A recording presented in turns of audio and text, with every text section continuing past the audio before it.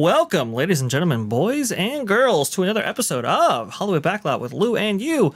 I should have put that down. I am very much apologize for that. I kind of spoiled the surprise, but you know where we're going here. My name is VashSky. This is the amazing, the incredible Lou Wasserman's Ghost, here to answer all of your questions for classic Hollywood. Lou, welcome aboard. Thank you. I don't know if I'm as wonderful and marvelous as all that, but I'm at least the well-informed Lou Wasserman's Ghost. Let's put it that way. Sorry, my voice is a little sketchy today, folks, but I'm sure you can work through the gravel. Lou, you are... Oh, go ahead. I was going to say, Vash was just giving you a sneak preview of the part of town I used to inhabit when I was a lad, and which just happened to be quite literally, you know, those old jokes about, hey, I can see your house from here. Well, I can see the Nakatomi Plaza from my backyard, including the night they almost blew it up. But anyway, we'll get into that, I'm sure. What do you want to talk about, folks? Did you save up your deepest, darkest queries about? I shouldn't say that in light of Agatha. Yeah, there are no deep, dark queries. There are only furries. I don't know. Let's go. I don't know what is going on with that. That is something. I don't even know if people are really necessarily interested in it. I know a lot of people had a fervor surrounding Acolyte, but Agatha, I'm not seeing it. But hey, you know what?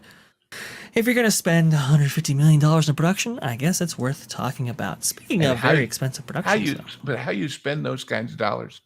First thing you do, obviously, from the first one that I saw, is turn all the lights off. Apparently, it's more expensive if you don't use any lighting. Yeah. Why is everything so dark, Lou?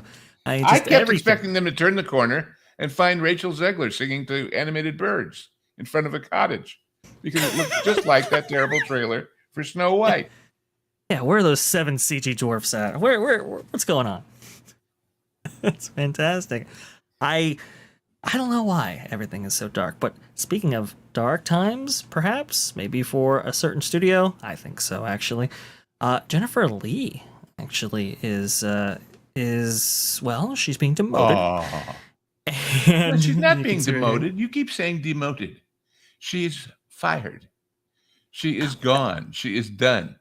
They just dance around about it for a couple of years and a couple more movies in the process. You asked me when we got together here just a few moments before we turned the lights on, what is this all about? And I said, what it's all about is they're paying off in a way mutually acceptable whatever they think they owe her, so they can say bye. And this whole thing of she returns to filmmaking with Frozen 3 and Frozen 4. Well, I mean, even Reed Richards only got 4 to be fantastic. So, well, I thought this was interesting because, like you were saying just now, this is a way with her working on Frozen 3 and 4 to kind of pay out her salary. I think that's every executive who gets let go he'll be forming his own production company, and we have a 2-picture deal with him, which is usually a 2-picture or 3-picture look deal. Not a necessarily we'll make it deal, but we'll pay you for looking at it anyway. So you can't come to us and say, but I was going to make X million dollars. You still are. Yeah. We're going to pay you to go away. As I joked when Disney famously paid what was his name? Ovitz, to go away. And they paid him $93 million, and he'd been there for a year and a half or something, because it just wasn't working. His ego and other people just weren't meshing. And I said, guys, if you'd hired me, I'd walk away for half that much. You could have got a bargain. I love that line. Well, I love that line. Well, wouldn't you? Well, yeah. Oh, well, sure. I mean, if I was Even if I wasn't in a position of power, I could walk away for so much less, for sure. I think what's imperative about this story, and I know a lot of people were like, "Yeah, but who is she?" It's like, okay, I think Midnight's Edge attached it appropriately. This was the Kathleen Kennedy of Disney animation. Like, you guys don't understand. She has completely destroyed the edifice that was Disney animation, Disney feature animation. Before, I mean, it has just been decimated by some of her decisions, especially with women in animation, as the Deke Files by Alan Ing on Film Threat has detailed so amazingly. Just really, really bad stuff. But I want to go ahead and ask you, because I know Jonas was like, "Hey, ask Lou this." I was like, "Okay." What's the kind of the process by which you remove an executive like this, that could obviously affect the stock price and some other things? I mean, Well, it can be a very complex one, yeah, not because of the lawyers and the contracts, but because you haven't got an Elton John concert to hide it in every day of the week. Well, reference. you want another story to take over the headline, Obviously, they were short of some. The process is that no matter what you think you have, and no matter what your title says, and no matter what your contract says, you serve at the pleasure of the king. And if the king serves at the pleasure of investment people who are saying, Bob, Bob, last time we were a little wondering, but we backed you. What happens next time? What are you doing to fix things now? Well, see, we're going to get rid of this person. That everybody who did dumb stuff and lost us money is going to be gone, but not me, because you need me to fire them. What happens when they're all gone? Well, we have an active succession process. Has anybody noticed the subtle time-space differential stuff when this Hugh Johnson first came on the board? Well, I know they're going to be forming a succession committee, and I'm going to be part of that. Right. I thought they were doing that all along. That's what Bob said. So the problem, as I keep saying over and over, to the point where many of you are probably saying, yeah, Lou, we know, we heard that.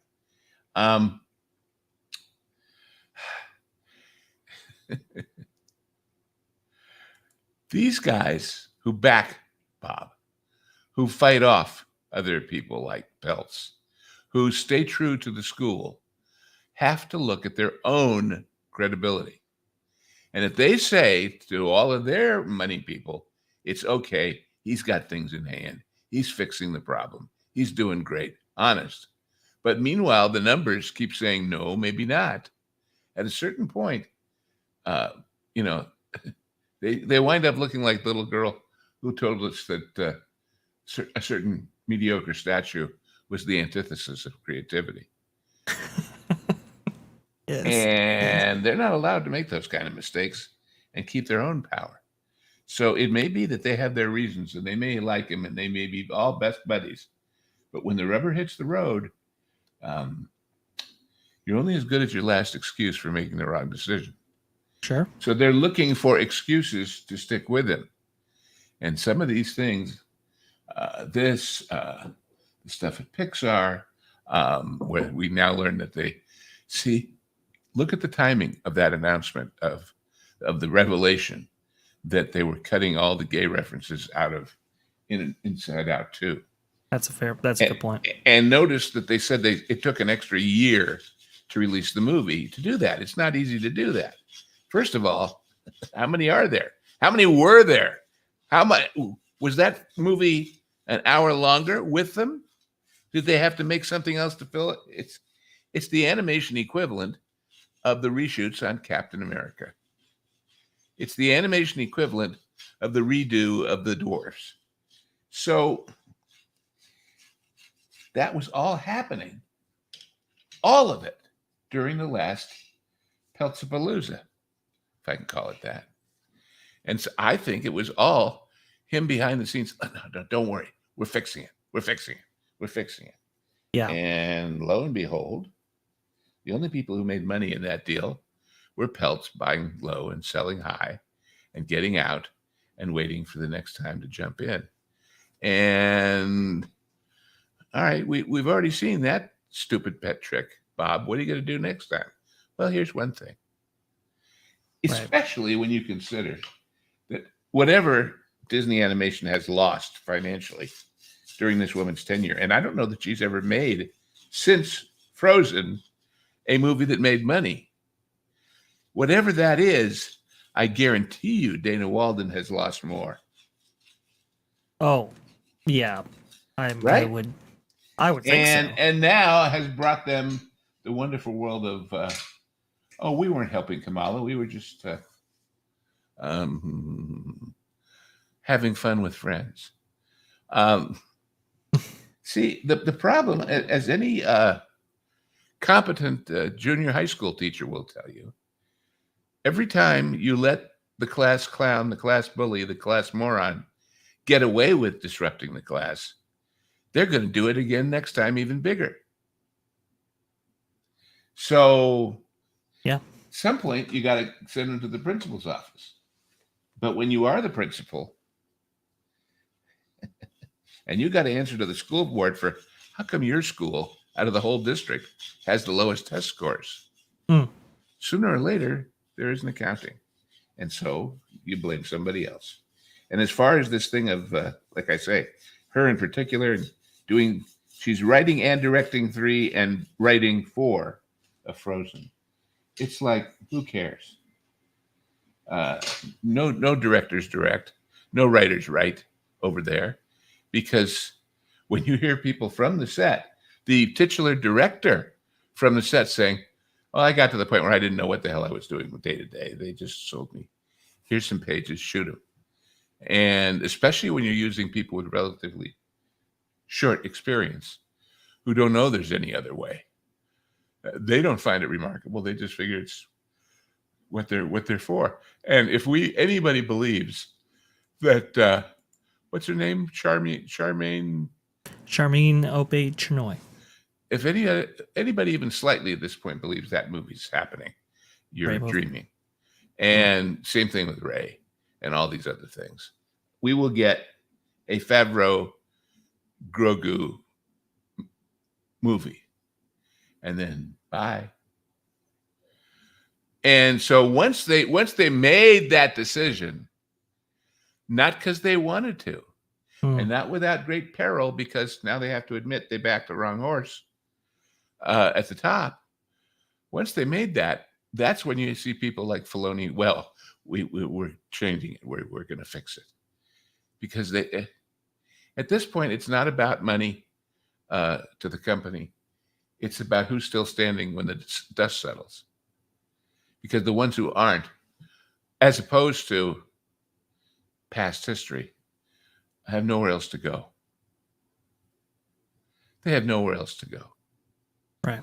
And so, I don't see any other studio with an active franchise, the obvious ones or the not so obvious ones, say, oh, okay, well, they won't let you play. Come on over here and screw ours up just like you did that one. Ain't going to happen. If anything, people are getting off of the sinking ship and collecting checks and collecting more talent in order to. And that's why, in effect, getting rid of her is doing her a favor, because she won't be remembered. She won't be remembered as the last one when the whole ship goes down. Oh, the captain. Oh, he got off in Barbados. The ship didn't sink until it got to Martinique. You see? Gotcha. So, yep. All right. Enough of my evil, cynical reality check. No, what's new out there, folks? Yeah, I think it's more than fun. Actually, we've got. By the way, Jan Monroe, losing money isn't how you earn high bonuses. Guess what, Jan Monroe? You know how they get those bonuses? In stock options. So, way back when I was a kid, a good friend of mine, well, not that good a friend, sort of a good friend, was an executive with another big studio.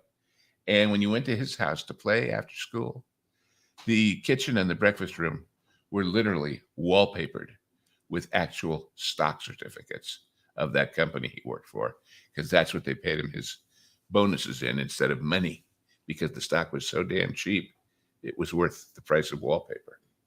So they went through tough times.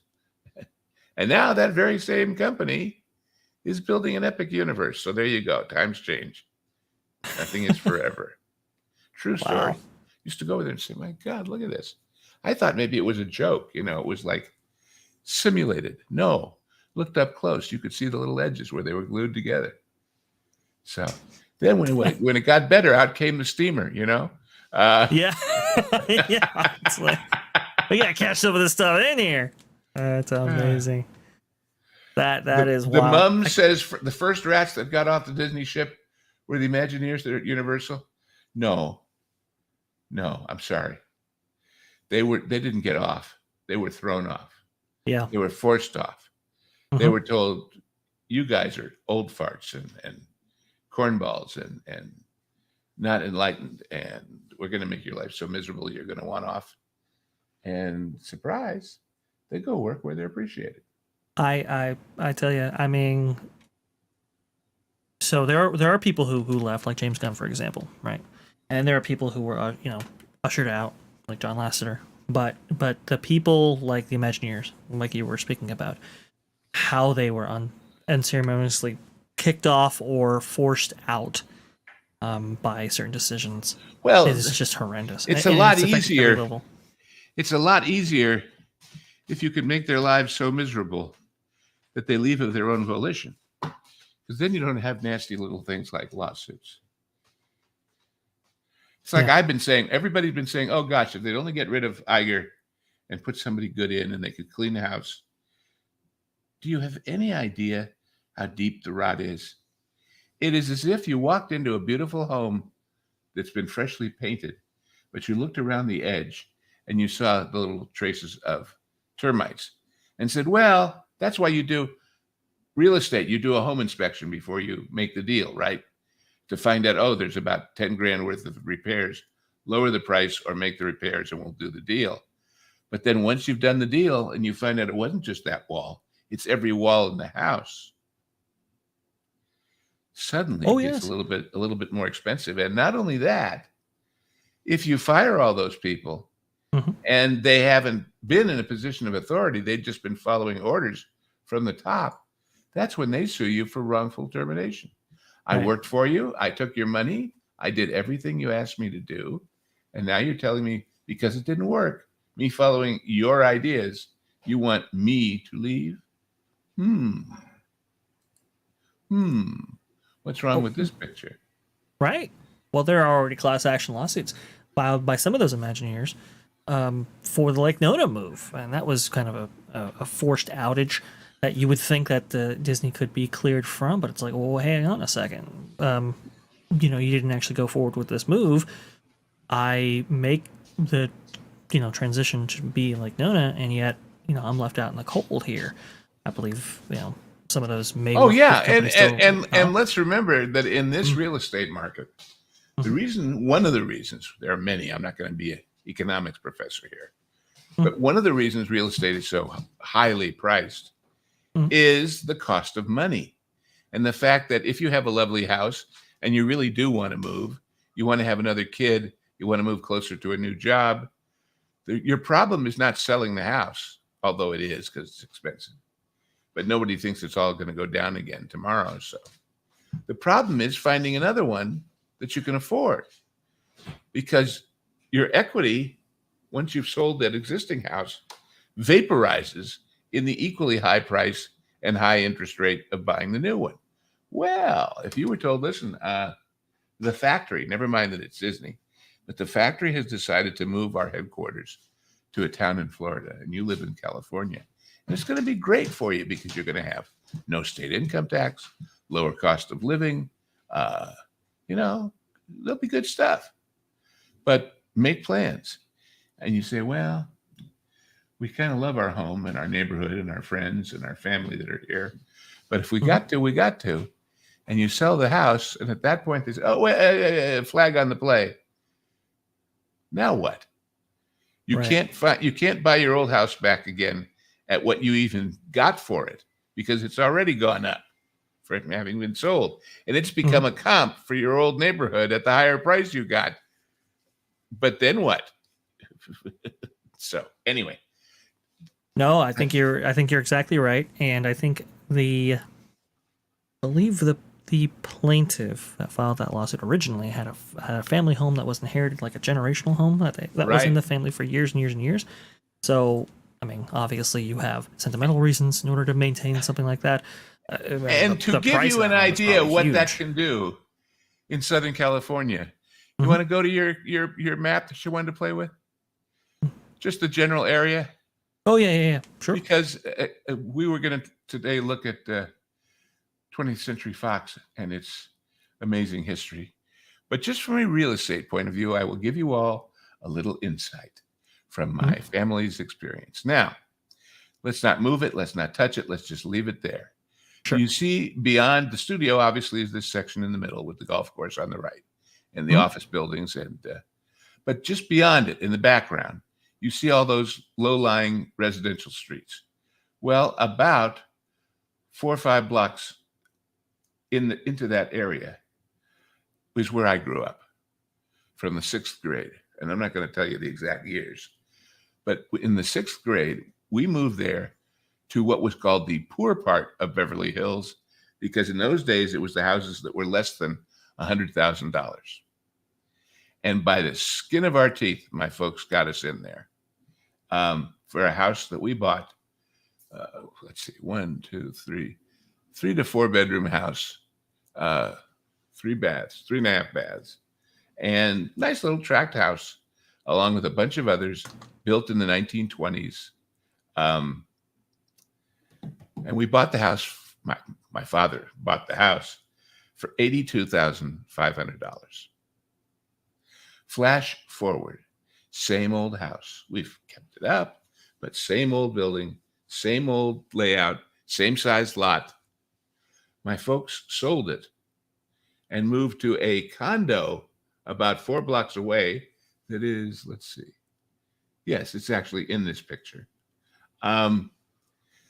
Sold the house for $1.2 million. 82 to 1.2 million. Same house. So when you talk about generational houses in Southern California and how much it goes up, I used to joke, in fact, this studio had made a lot of great science fiction movies. Well, my joke was that with all the movies I'd ever seen about time travel, the only really good reason to build a time machine was to go back in time and buy real estate in Southern California. Because it appreciated. So anyway, that gives you a sense of the obstacle for those people. Absolutely, and it cannot be understated. And hopefully, that case gets some traction, like the Gina Carano case has, for example. And by the way, we're looking here at 20th Century Fox. Yes. The studio that, after several said no, put up the money to pay George Lucas to make Star Wars. Remember, George still owned it. They were distributing it, and they paid for it. And they shared in the money. But the movie became such a hit in that very first year that the profit that Fox made, the profit on the money they put in that movie, paid for this entire studio and all of its many entities around the world. It paid the nut, the operating expenses of the entire 20th Century Fox Film Corporation. Now, do you understand what that means? It means that, well, let's see if I can find it for you here. Well, it'd be too hard to when we do our dance with the, as you'll see, I'm sure, we do our dance with the mouse and I mean the computer mouse. But right about, wait, stand still. In the vicinity of where that red dot in the middle is the commissary. It's right around in here. And that meant that in the year of Star Wars, every time somebody who worked in one of these buildings went over and bought a chicken salad sandwich in the commissary, which is always cheaper than the real world anyway, it was 100% profit. See how fast you can ring that cash register at lunchtime on a given day when 10,000 people are working there, and know that it's all money in the company's pocket. So the potential for this kind of huge profit center is pretty amazing. But Well, then you can make a movie that should have cost $150 for 4 or 5, or you've got numbers on an older instance of that, and you wind up literally closing this all down for a year and a half because they can't afford to do anything. So tell us the story. let's get into it. Let's get into it right here because there's layers to this. But as people have maybe guessed by now, we're going to be talking about 20th Century Fox, as has been outlined here by the thumbnail. Anybody who caught that, good on you. Nakatomi Plaza right there. We're going to do that as well. But I want to take it all the way back to around the 1950s, the rise of television, right? And everybody, all these studios looking at it and going, okay, how are we going to compete with this box here? And there were some, things tried, but one of the things that was unbelievably successful was CinemaScope. And who popularized it? Wow, it's the studio that you're looking at right here, to the point where Warner Brothers, MGM, Universal, Columbia, Walt Disney Pictures, all using CinemaScope for a lot of their productions. And I believe 20th Century helped bankroll a lot of the improvements to actual theaters themselves in order to showcase this amazing CinemaScope technology. Just hugely and not just the visual technology, but the stereo sound that went with it. Right. So huge. Cinema sound. And you are one of ours, Culture. I see Culture Casino in the audience. Ooh, Culture Maybe you Casino. made popcorn. But to understand what this studio was, Fox didn't start here. This was Colonel Fox's ranch. He owned all of these acres of land. And 20th Century was really not far from the original Disney studio. But then they merged the two companies, and he said, well, let's build a big one out here. And everything, understand, right now today, the studio is pretty much what you're looking at right now. In other words, the street in the lower right-hand corner of your screen is Pico Boulevard. And the street zigzagging through it up there in the middle is Olympic Boulevard. And all of this stuff in between, this square, is still the studio. Except for, if you see that kind of beige stair-steppy building right in the middle of your screen, that's a Marriott hotel, or I don't know who owns it now, but it was Marriott. And then next to that, you see the Fox Plaza, which is the Nakatomi Plaza. And then across the bridge, that's the Century Plaza's add-on, and the Century Plaza is hiding in there. But all of these tall buildings over here on the left and all of these condos in the middle are not anymore part of the studio, but they used to be. It used to go all the way from Pico way up there to Santa Monica. And by the way, any Batman 66 fans out there? Well, do you know what that golf course is on the right? This one just beyond here? No, the one you just went away from in the lower right. Oh, gotcha. Sorry. Yep. That is an LA, I don't know if it's city or county. I think it's county. No, there. Welcome to Gotham Central Park. Because all the scenes they ever shot in Gotham Park were done there. I was there one time as a kid and watched him, Victor Buono playing King Tut, stealing the Batmobile and tooling around those roads around the golf course. It's really called Rancho Park. But anyway, so the neighborhood was friendly to the studio because they were a big part of the economy there. And for those who don't realize it, the far edge of that property, which is, well, if you see those two tall condos right in the middle now, on the corner right here. Well, no, not these down below on the right. Stop. These two, Jack Benny lived there in a condo and a bunch of people. And these two, my grandparents lived in. And as I was telling you, actually right on this corner, this black set of buildings, the short one was a medical building, and the tall one was the Century City Hospital. Now you've got big hospitals near here, Cedar-Sinai and everything else. This hospital although they claimed it was a full service hospital, and it was technically, 99% of their work was basically high end plastic surgeons. They were famous that if you spent the night in that hospital, it had the best wine list of any hospital in LA. Okay. And right behind it there is the football field for Beverly Hills High School, my alma mater. And if you want to go in and show them the pool, those of you who may have known and loved and still do and should, the wonderful story of a certain swimming pool that had a basketball court over it and that everybody gets dumped in the pool is right there where, well, yeah, okay. But well, okay. Well, I'll close this out. There it right is there. on the right there, yeah. That's real. People who thought that was a set made for the movie, no. It was real. It was made by the in the Depression by the WPA. It's called the Swim Gym. And what self-respecting high school in Southern California would not have what this one has, which is, you see that dirt at the bottom of the screen? Go down just a little, Vash. Yep. And we'll show you the Beverly High oil well. Well, there's the hospital, but in that dirt there's an oil well inside this where you see this lying down thing here. And in my day, there was actually a derrick there, just like, scenes of Texas oil. And I grew up about 4 or 5 blocks to the right of here. And so when we started this and he put this map up, I said, oh yeah, the Nakatomi Plaza, which I watched them build laying in my backyard, looking up the hill. So yeah, and this white building was the actual locker rooms, and there were 2 basketball courts in there too. So that's where you practiced to go play in the swim gym. And there was a tunnel underneath that connected them. And this was Beverly High. It still is. And you were saying that, okay, 2 things. One, It's a Wonderful Life, if you guys haven't guessed it already.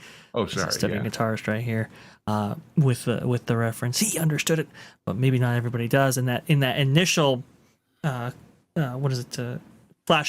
to Jimmy Stewart's main character there, obviously he meets his future wife and so forth in the high school, and they all get soaked because the dance floor opens up while they're actually dancing there. That all shot right there in that building, which is pretty awesome. And then the second thing is, you were saying that the residents of Century City, because of this oil well right here, not Century City, Beverly Hills. Oh, Beverly Hills. Okay. Everything from here. We are now looking roughly northeast. I don't know if you can push the literal north-south button on Google Earth, but this oil well, although the well itself was there, hit into a slant-drilled field of oil that goes to the right. And everybody who lived in that area, including my parents, I think it was once every 6 months, they'd get a check for a few $100 for their royalty on the oil. So that's so crazy. You buy a house and you get a piece of an oil well as part of the deal. And this building in the foreground left, the upper left corner that faces towards those triangular buildings, I think it was the 11th floor. I can't remember, but that's where my grandparents lived. It's where my grandfather died.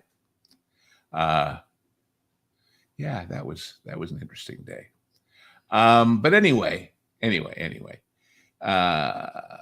Well, where do you want to go from here?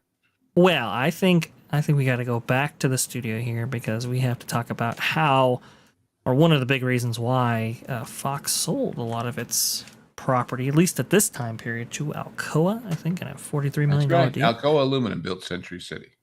Right. And they called it Century because of 20th Century, of course. In fact, there was a great, the one sort of upscale restaurant at the Century City Mall, which you could go over to a little bit to the left on the other side of Olympic. Was called Century House. And it was very elegant, steak and lobster and crepe Suzette and the whole thing. And I remember when the waiter would bring you back your change and your, little leather portfolio with your credit card in it. He'd say, "Thank you all for coming, and we hope you don't wait a century to come back." I So love that. it was a class act. It was a lot of fun. Very Uh, class act. I love that. yeah. But we talked about CinemaScope and how that really changed the industry, and it did. And Well, so, yes, again, CinemaScope was a widescreen process right. that did not physically have a wider piece of film per se. It Yeah. used what are called anamorphic lenses to kind of squeeze the image into a narrow strip and then unsqueeze it back out again in projection onto the screen. And there were other widescreen processes. There was Tadeo, and there was VistaVision, and all kinds of different ones. But for a lot of reasons, CinemaScope prevailed, basically. Yeah, and CinemaScope was it looks incredible. If you've ever seen Well, when you're used to footage, watching a tiny little picture, yeah, um, you know, and you'll have to remember CinemaScope. Um, you will see, on a lot of movies colored by um, uh, Technicolor, but on the CinemaScope movie, usually it will say deluxe, because deluxe was Fox's own lab up in Hollywood, which was the competition to Technicolor. And so for CinemaScope, you used deluxe. I did not know that. That Yeah. is very good. That's very good to know, because well, we're going to be talking about all of that when it comes to the production that almost sunk this studio right here, coming out in 1963 ultimately, but starting production many years before that, Yeah. as we'll get into. Cleopatra. I think this is just an Ah. incredible story here, because wow, Lou, the amount of resources dumped into this ultimately is just Well, staggering to think about. you have to remember the guy who basically ran Fox through all its glory years, and that's Darryl F. Zanuck. And Darryl F. Zanuck was quite a guy. And this was a guy that everybody knew, that from, I think it was 2 to 3 or 3 to 4 in the afternoon, you didn't knock on the door and you didn't call, because he would be interviewing some talented young lady for that hour every day in his office. Uh, he was the old school image of a motion picture mogul. And he was a character, and he made friends, but he also made enemies. And in a later situation like this, well, let's get through Cleopatra first, but then maybe if you want, we can go on to Dolly and Merrick and all that. But he wanted to make this movie. Yeah. He was determined he was going to make this movie, and he wanted it with the biggest stars going. And that was, of course, Liz and Dick, who were both independently very famous actors. But the reason why they are so closely associated with this movie, other than being 2 of the 3 stars along with Rex Harrison, is that they were both married to somebody else and having a very visible affair while this movie was being made. Um, and in those days, that was a scandal. That was shocking, that 2 Huge. people not blessed by marriage and who were married to other people would be enjoying themselves in Rome, and a sinful city anyway. But they didn't start in Rome. That was part of the problem. They decided they were going to make this movie about a desert kingdom in the place where it rains all the time, called London, because that was the best studio for them to do it at. And everybody was happy to be in London having good food instead of eating desert food in Cairo. Well, here's the interesting thing about this, Lewis. I knew you told me that, and yes, that is absolutely the case. They filmed in London, but you know which studio they actually filmed at? I guess either Pinewood or Shepperton, or It was Pinewood, right? yeah. Which, people now know as, well, having a connection to Star Wars predominantly. But that's where they decided to film this, which is And they built absolutely bizarre. this enormous forum of Caesar and an enormous palace of Cleopatra, and it was one of the coldest, wettest winters in England. And it's really hard They have gladiators and Vestal virgins and all the rest of that dancing around in a, well, what was the line from the Beatles song? You can get your tan from standing in the English rain. Well, they finally had to give up because aside from everything else, they gave Liz pneumonia. Yep. Here was the thing, though. People get sick. That's life. You might have to shut down. That's life.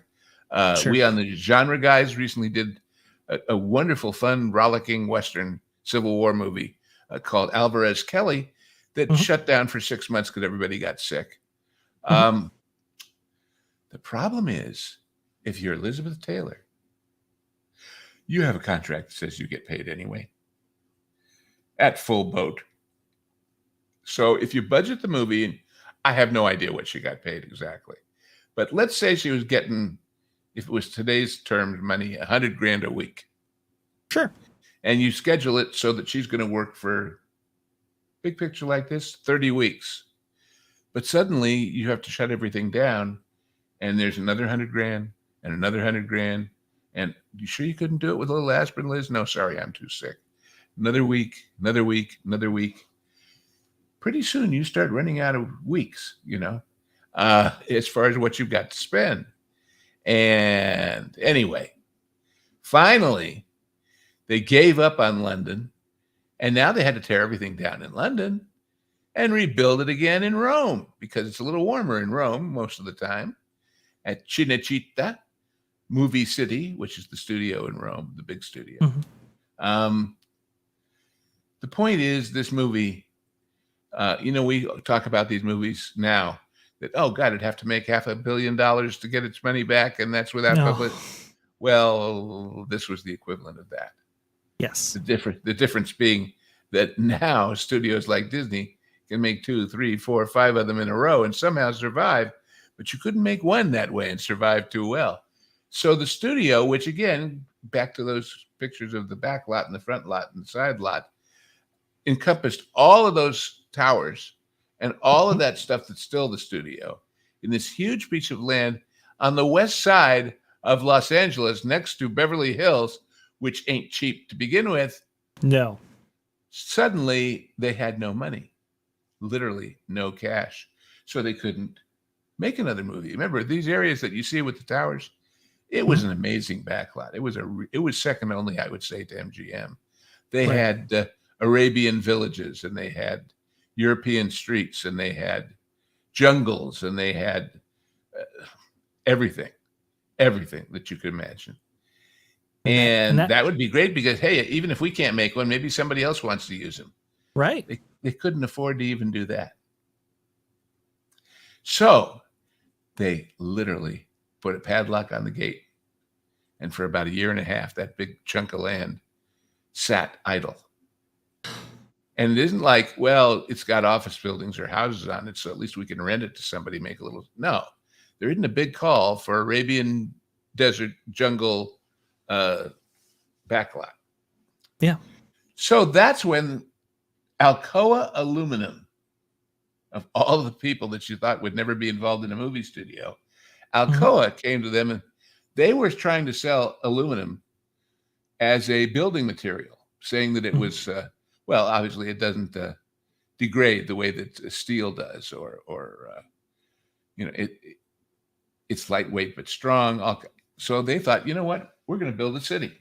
Well, city is probably an exaggeration, but offices, condos, homes, markets, shopping centers.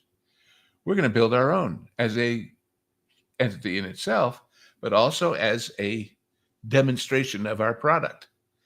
And so, Goo Goo Kajoob there, TWC 406. I don't know what that has to do with this, but what the heck? Oh yeah, well, I get you now. Yeah, that's what the line is from. That's right. But anyway, and so they bought this land, everything except what's still the studio, which is down here at the bottom. And Fox was reasonably justified in doing it aside from survival, because they still did own a thing called the Fox Ranch out in the valley, out towards Malibu, which you have seen in lots of movies. And I guess So they had some wide open spaces to play with. Is the point? the speculation was that one of the other reasons why they may have sold it is because CinemaScope, a lot of, in order to incorporate productions using technology, a lot of that had to be shot on location and so forth, and sets like that, a backlot like that just wasn't practical for those Well, specific yeah, productions. the style of production was changing. There's no doubt. Yeah. And to give you an idea, CinemaScope, owned by Fox, used Mhm. by other companies, is Mhm. like Disney owning Skywalker Sound or THX or even just the special effects houses that they have, Mhm. and renting those studio services out to other people. So they had some income coming from non-movie movies. They just didn't have any big piles of cash or credit to do more on their own. Because remember, most of these movies, they don't just take the money out of their cookie jar and make the movie. They borrow it. And so Right. you finish the film, it's there, it's on the shelf waiting to be released. It's Mhm. generating zero income, but it's still costing you money in interest payments. Yes. And then it didn't do that well. So it did okay, but it couldn't do well enough to justify that expense. So Well, anyway, they built Century City, Mhm. and it was spectacular. And I literally, as I told Vash earlier, if you look at the left-hand corner of this picture, the Mhm. middle of the picture, and see where there's a blue dot and a couple of orange ones, that is the Century City Shopping Center. And across the street, Santa Monica, to the left of that golf course you see up above, there's a little brick building where my dentist's office was. And I can remember sitting there in that dental chair, having my teeth cleaned, watching the bulldozers move dirt around over here. Yes, they were actually moving dirt. It was shovel ready. Literally, that little brick building right there in the middle, Yep. to the left of the blue one, Mhm. second floor, right there in that window. Little Lou got his teeth cleaned while they built, in a curious, if you want, a 6 degrees of movie, whatever, Mhm. right across the way here. Eventually, in here was a place called Dive, which was a Steven Spielberg owned restaurant that simulated a submarine, and their menu was submarine sandwiches. That's so cool. Because this was the Broadway and all the stores all the way around here. Mm. In other words, it's an outdoor mall with all pedestrian stuff, and underneath was the parking. Anyhow, and little piece of movie history, that Mhm. street between my dentist and Century City, with the Mhm. median with all the floral stuff there, that is Mhm. Santa Monica Boulevard, what they called uh, Big Santa Monica and Little, and it was separated by what? The Pacific Electric red car, Mm. the Roger Rabbit trolley, okay, Yep. which famously you could get from Pasadena to the beach at Santa Monica in 30 minutes. And they So tore it the all red out. car used to travel all the way down Oh, here, and like Lou was saying, get you there in 30 minutes, and it's this is why we got to keep the red car trolley in DCA. It's the last vestige of this amazing transportation system that used to run all throughout Los Angeles. and so I don't know where we're going. Oh, well, Cleopatra, that's Yeah. why it was there. And if you thought they learned that lesson, you're wrong. Because they did it again with Hello Dolly, um, which was, of course, a huge hit on Broadway, and with Barbara Streisand. Mhm. And but Hello Dolly was produced by the Broadway producer as opposed to movie producer, Mhm. David Merrick. And guess which two people in all of show business hated each other's guts with a passion that knows no bounds? Ooh. Daryl Zanuck and David Merrick. And David Merrick sold the rights to make the movie to Zanuck with a little tiny provision in it. Now, it ran for years on Broadway, Hello Dolly. You had everybody doing the song, Louis Armstrong, everybody. But nothing runs forever on Broadway. Mhm. Even the revivals of old shows that come back will run for a year or two or whatever. And like that. But Merrick, who wanted Daryl Zanuck's job as the head of Fox, first of all, made them spend a lot of money on this movie. That scene right there is a place called, in the story, Harmonia Gardens. You see all the gold around the edges of the plaster work and everything? It's real. That one set in those days, I forget what year that was, 67, 68, 69, in there. That one set for Harmonia Gardens cost $500,000 because they used real gold leaf and did everything proper. And by the way, go back to the main lot shot, the aerial shot. It's one thing to build the sets for a story that takes place in New York. Every backlot has New York Street or City Street or whatever. And you can change the signage, just like if you've ever been to Universal, you can make it into France or Germany or whatever on the European streets. Generally cobblestoney stuff. Okay. Go down to Pico, the front entrance of the studio. You see those 3 sound stages in the front lower corner there? Go right down there. Zoom way in on the street in front of it. No, actually on Pico. That's right. Now, that's the main entrance to the studio. You see all that space between those buildings and these stages? In those days, that's where they built New York at the turn of the century. Complete with elevated trains. And I'm sure you can find pictures from the movie that'll show that street. The point is, a generic New York street can be repurposed for it.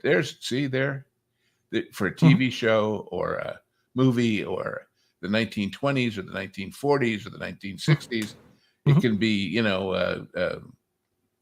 this was so era specific that it really couldn't be. In fact, I remember there was a show called SWAT, TV show about the SWAT guys, and see if they got one in there somewhere of the big main street.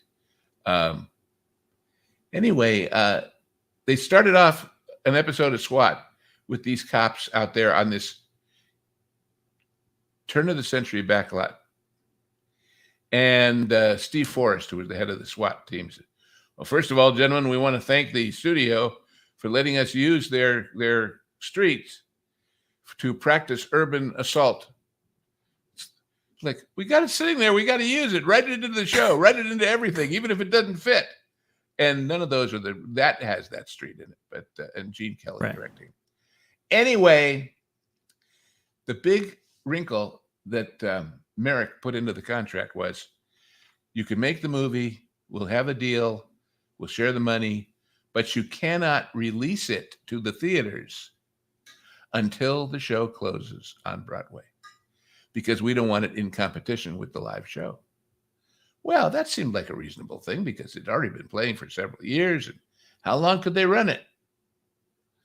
Well, suddenly there. Yes. Can you zoom in on that one? I'm trying to. Here we go. How's that? Didn't move. That tower, that building, all of that was all built for this one movie. It was enormous.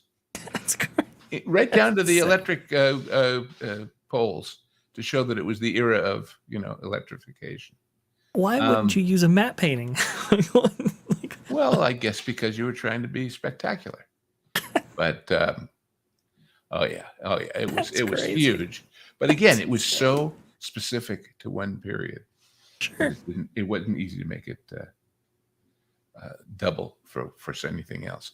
Anyhow, throw open the gates. So now Merrick, there you go. Merrick gets to the point where he says, well, I guess we've about done all we can do. Maybe we'll close it soon, as he's getting these calls from Zanuck.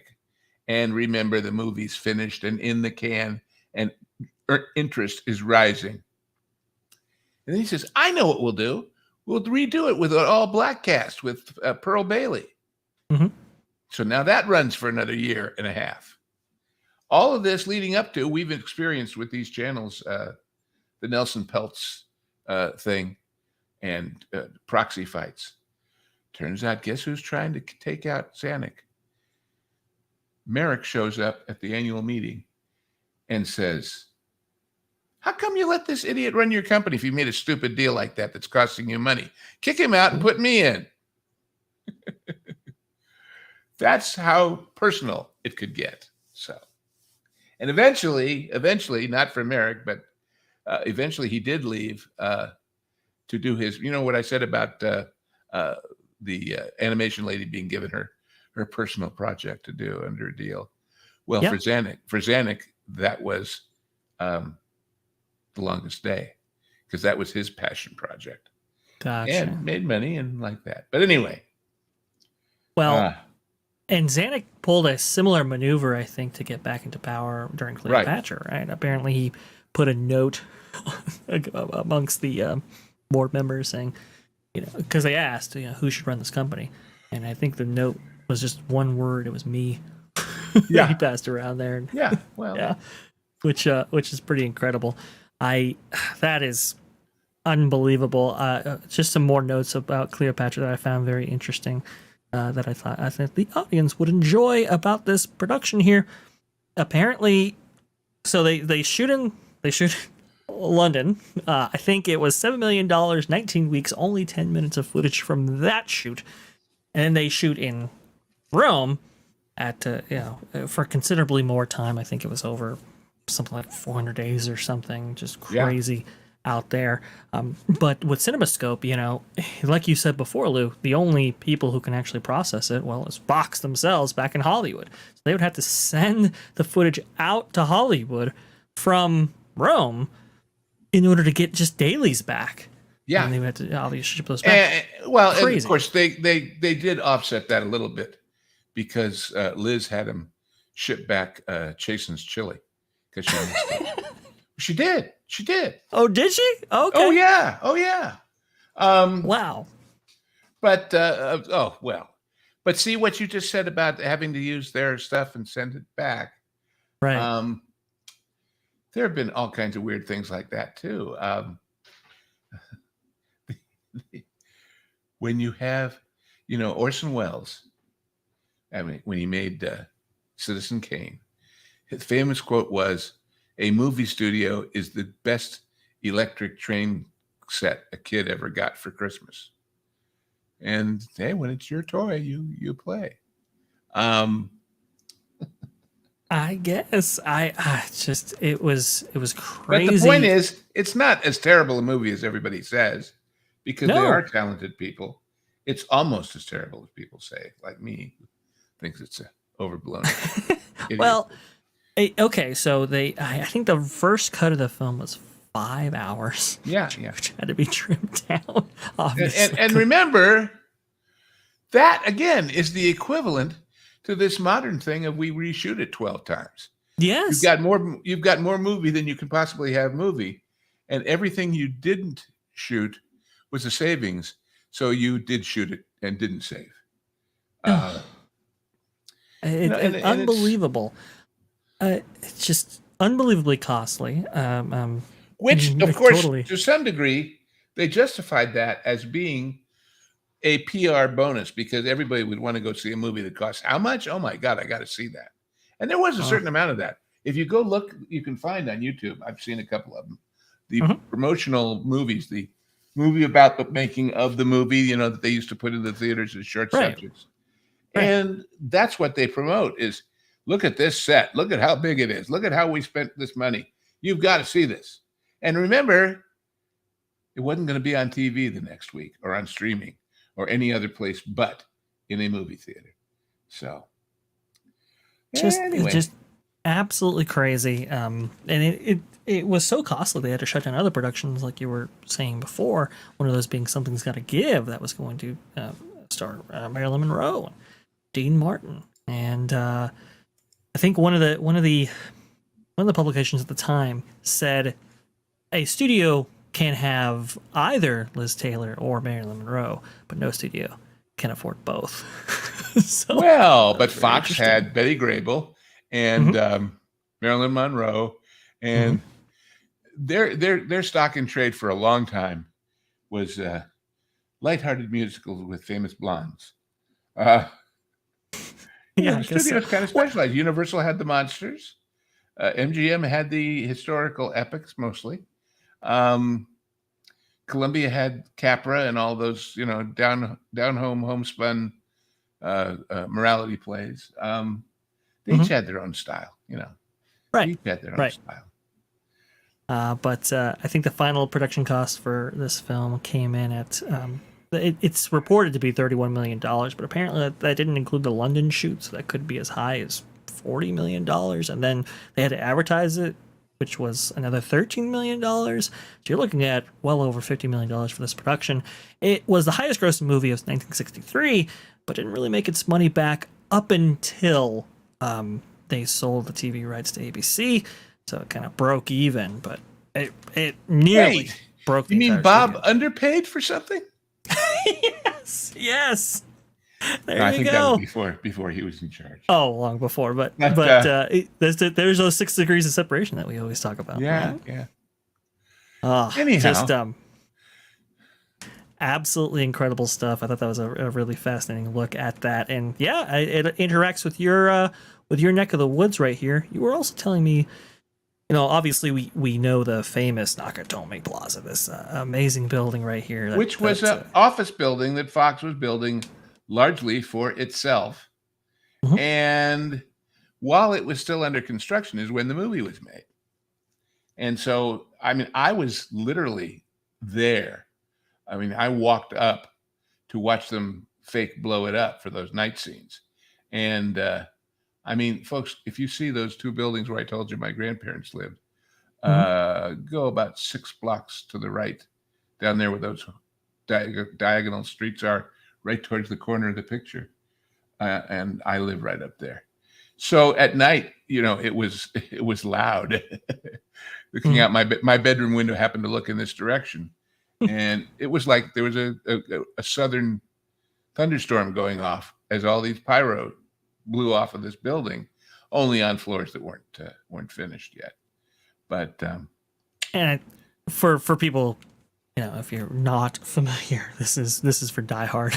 So I just want yeah, to make it clear. oh yeah, right. This And this is and that white building to the left, which was Mhm. an add-on to the hotel, but also expensive condos.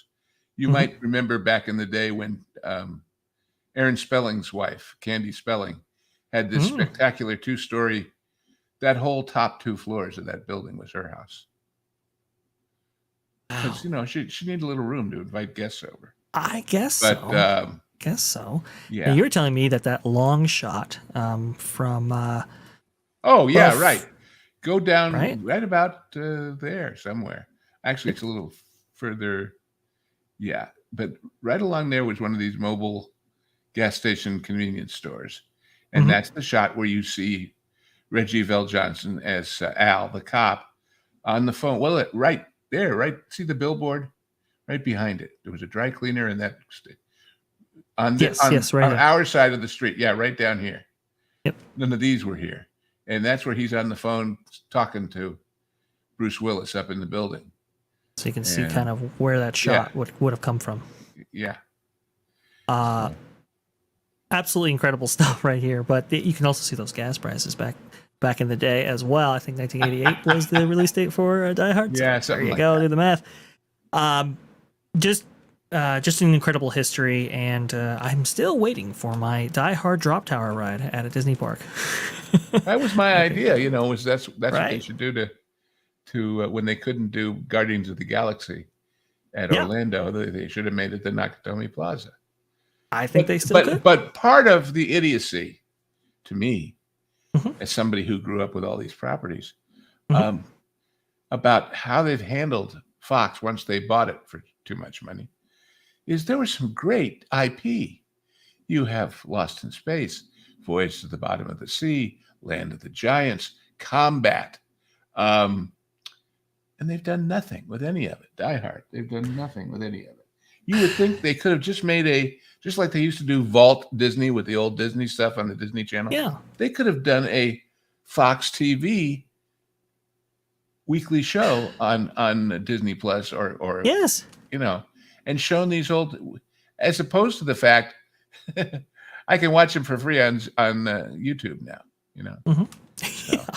Well, yeah. Well, and you could have charge a premium, and also too, you could have provided like 4K copies and so forth, restore copies of these films. Well, and get Leonard Maltin to do some commentary, and you know how they Sure.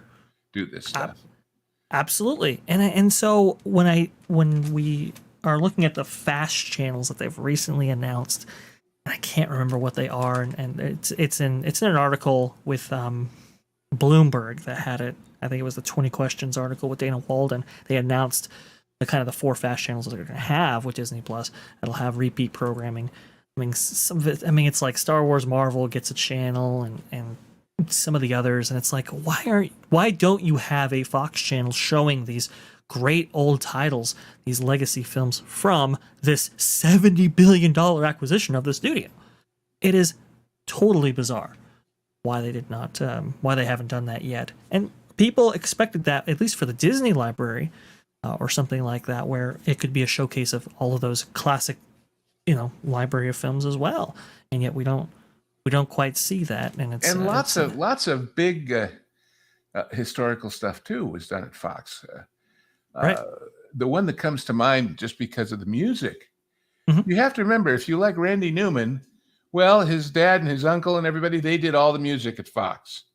And one of them that I know, because I attended the University of Southern California, and we have the fight song for the football team is called "Fight On" and "Conquest." And you might remember it. I don't think we'll get copyright dinged if I hum it. This dun dun dun dun dun dun dun dun dun dun dun with the guy on the Trojan white horse and everything. That's all from Captains from Castile, which is about Cortez and the conquistadors and his, Tyrone Power and Cesar Romero. This was Tyrone Power's studio. This was Betty Grable's studio. This was a lot of big movies that are sitting there owned by Disney gathering dust. And I'm not saying that the whole value of them is in their nostalgia or their historical perspective. They're good pictures, period. They're good entertainment, period. They're not full of sexual or moral or political attitudes that cause problems as anachronisms for people nowadays. They're just good old rollicking adventures and romances. And why do we get sequels? Why do we get remakes? You're trying to leverage your properties. You're trying to leverage the stuff that you've already produced before in different ways, so you get more value out of them. Well, and if you say to me, nobody knows those people or those pictures anymore, then what you do is you pick one. Pick one that you think is most likely to be modernizable, remakeable in the modern era. And you put the original picture out there in limited release with a lot of trumpet, the Fox 5 or the Fox 50 this summer, and you promote the hell out of them. Why?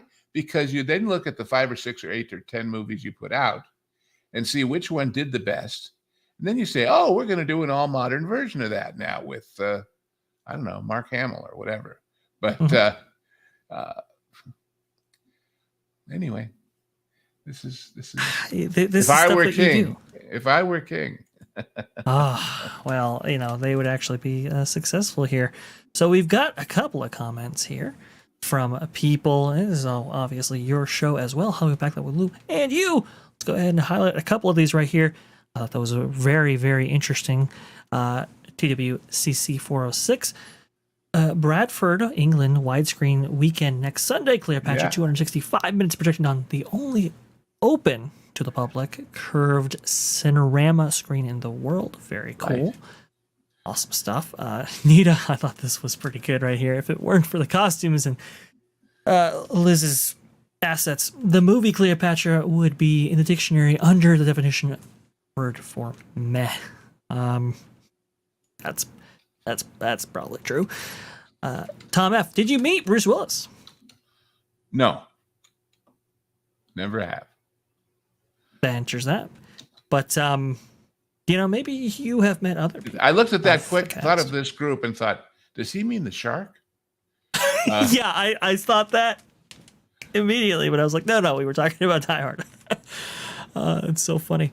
Amnuk, Lou, when was Iger concerned with actual entertainment? Man, very. He probably tried to make his weather reports interesting. No, I don't know. Probably did. But very, very cool stuff. Also, too, let me see if I can bring this one up as well. We have a super chat that came in. Disney Fan 55. $5. Congratulations on your 20th super. Actually, Disney Fan 55. I think that's your 20th super. Is what that's referring to. At least that's what YouTube is telling me right now. And we look forward to congratulating you on your 50th and your 100th. Yes. Thank you, Mom, for that. Very, very cool. Very, very generous. Very much appreciate it. I saw something. Let me see if I can pull it up before we depart today. I saw something very, very cool. That was pretty awesome. Talking about film history, and you referenced Batman before. Let me see if I can find this. I believe it's. I should have had this pulled up before, folks. But obviously, you have Hollywood out there, and you have a myriad of studios. One of those, including Warner Brothers. Warner Brothers hosted a media event for Batman, and they did something pretty cool. I want to go ahead and share it with y'all because I think it's awesome. They actually had. This is from Five Fire's YouTube account, the Cali Bay. They actually had the Batmobiles on display here for the media on the Warner Brothers backlot there. I thought that was pretty cool. I know that street so well. Because it was on the way from a show I was doing to where the commissary is. So walk down that street pretty much every day. Well, not every day, but often. I thought it was pretty cool. I didn't know it was going to bring up memories with you, Lou, but there you go. Oh, well. And you can see Warner Brothers. Apparently, they are starting their own experiences division, in which they'll be consolidating a lot of those efforts surrounding their studio tour. I guess you can go on the studio tour at Warner Brothers, and which is different from Universal. Remember, it's not a continuous theme parky thing. Right. You make a reservation, and it's more like a golf cart tour. It's a little more personal, a lot more personal. Right. Right. And remember that Batman was kind of made all over. And while, as I said, Gotham Central Park was Rancho Park Golf Course. And the Batcave set was actually over there on the Fox lot, too. But City Hall, the police headquarters, the building with all the columns, is at Warner Brothers. And anyway. Well, very, very cool stuff. I love going over the history of Hollywood with you, Lou, because I think it's just absolutely fascinating. Well, it's why I always try to explain to people it's a company town. Right. If in the old days, if you went to Detroit, people who worked at GM and Ford knew every little back street because they lived there, So anyway, well, a few of them we can see just how much of a town it is. Go ahead. All of those. Well, and just we did that show where we ran all over LA, but if you want to go from there to Culver City with MGM is below us. And Paramount and all the Hollywood studios are over there to the right.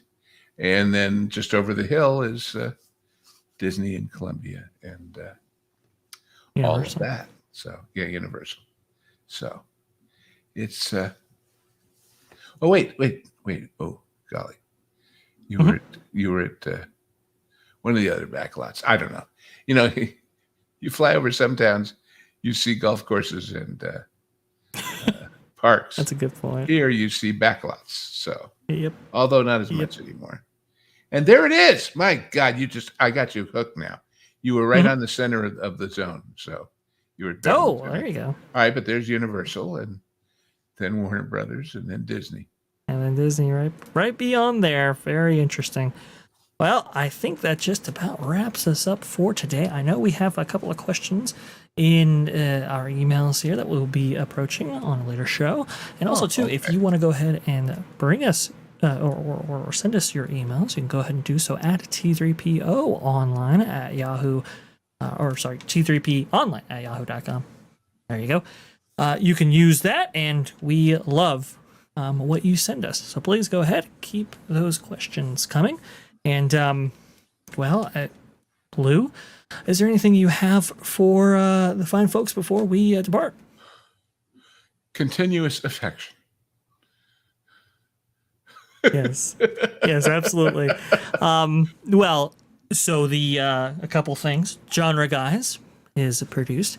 Last night, oh dear, we got into one that was one of my picks, and is one of the most wonderfully spooky movies. If you like spooky movies, last night we recorded. It'll be out on the Pros channel later this week. Manhunter, and Manhunter was the first movie featuring Hannibal Lecter. It was the prequel, if you will, to Silence of the Lambs. It was the first book. And then they remade that book as Red Dragon, the original name of the book. And then, of course, they did all the other Lecter. But one of the great things about it is the performance as Hannibal Lecter, not by my old friend Tony, but by Brian Cox. Now, those of you who know who Brian Cox is, and if you don't, look him up the minute you see his face, you'll know him from lots of things. Particularly, I think, I guess he's in 3 or 4 of the Treadstone, movies. Why can't I think of the name? Stupid me. Matt Damon, and he's the spy who wakes up not knowing who he is, and yeah, there he is. Brian Cox. His portrayal of Lecter is such a different take. And the way I described it last night, I said the difference is, and they're both brilliant. Don't take anything away from Hopkins, but Hopkins' Lecter is smarter than everybody else, and he shows off.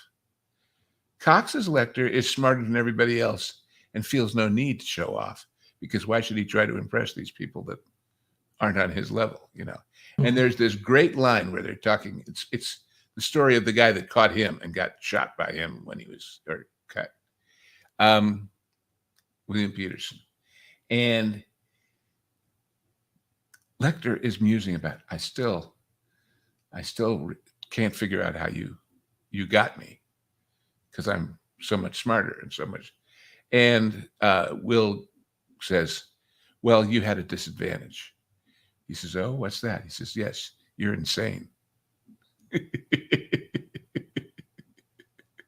Oh man, I cannot wait to view that Genre Guys.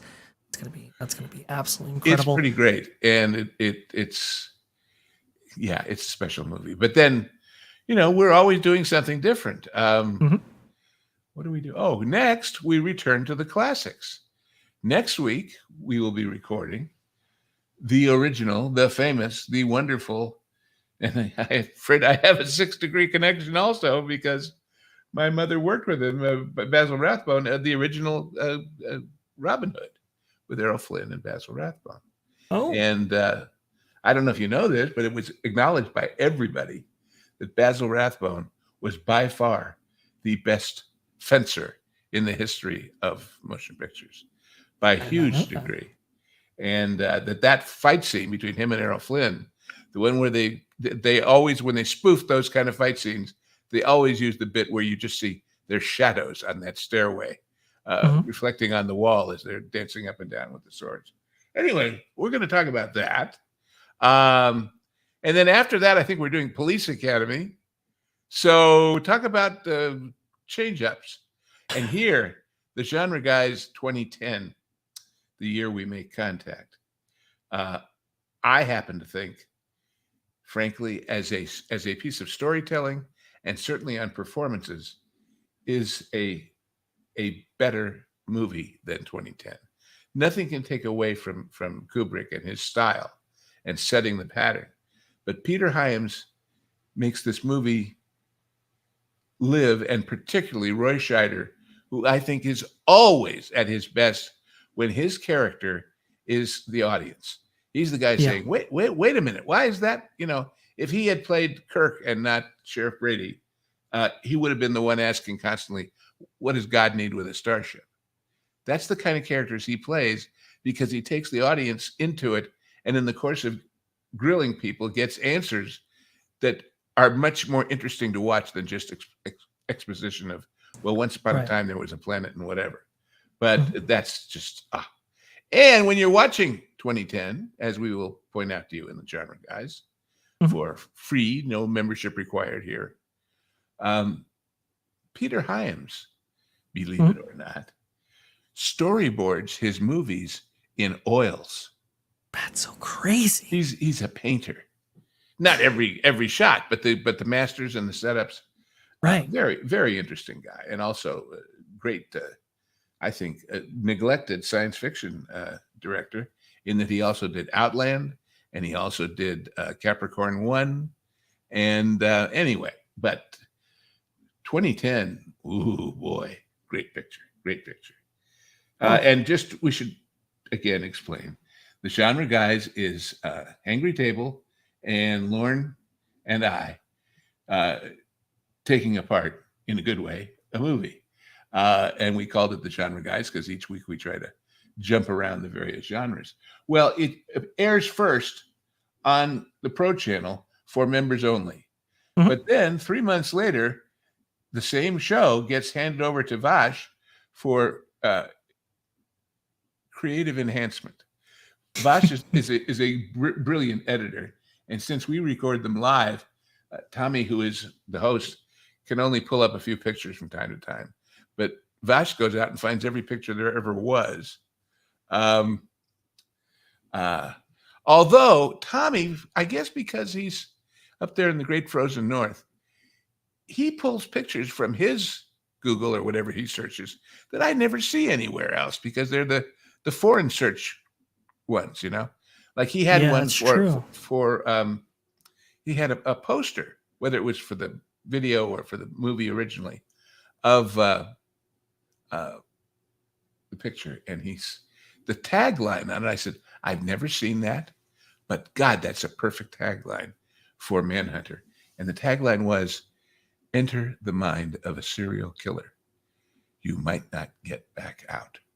Ooh, I like that. Is that a killer ad line? And that's absolutely awesome. What the movie's about. I'd never seen it before, and I've seen the movie for years, So anyway, so Vash puts in more pictures and does some editorial, and you get the same basic track of what we did, but you get it from a different perspective. Right. And I always tell people, watch both and see how your perspective may have changed from when you first heard about it from us, then maybe watched it, and then took another look. But that's what Genre Guys is. I'm taking too long to explain it, but there you go. And I want to ask the audience actually about this too. Because I've seen comments about this on other channels, especially people in our space, I think Pro as well. Do you guys like a tight edit on these, or do you like a kind of a loose edit, let it breathe a little bit, as it was kind of originally intended and recorded?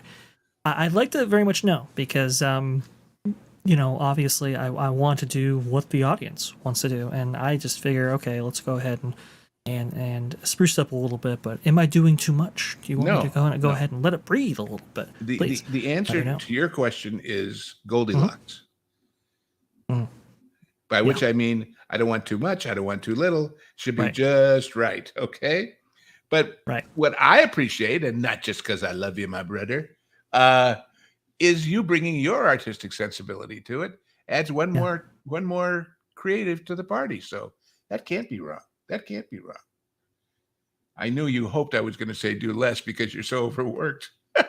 No, you're fine. I like that. I know. I say, man, bring it on. The only things, as we've talked about personally, is Mhm. if there's it's timing. If The natural instinct is if we're talking about a particular scene, show me that scene, mhm, which makes sense logically and probably makes sense if you're strictly doing, you should pardon the expression, a book report on the movie. But mhm. maybe not. Maybe it's more interesting to just stand back and think about it. In other words, to the degree that the visuals take people's concentration away from what we're saying, that's probably too much. I Right. don't know Okay. that that happens a lot, but if it does, that would be my judgment call. If you're Gotcha. saying, should I or shouldn't I?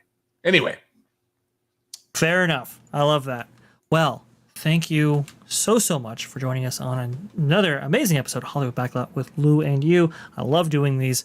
I love hanging out with you, Lou. I think it's great stuff, and hopefully I don't know, be in your neck of the woods and do a live recording of these very soon in the future. But if you want to go ahead and get more Genre Guys content, Hollywood Backlot with Lou and You content, and obviously daily uploads, well, subscribe to this channel. If you did like this video, please go ahead, like this video. And, well, I guess that just about wraps us up. Thank you so much for watching, and you guys have a wonderful Sunday evening.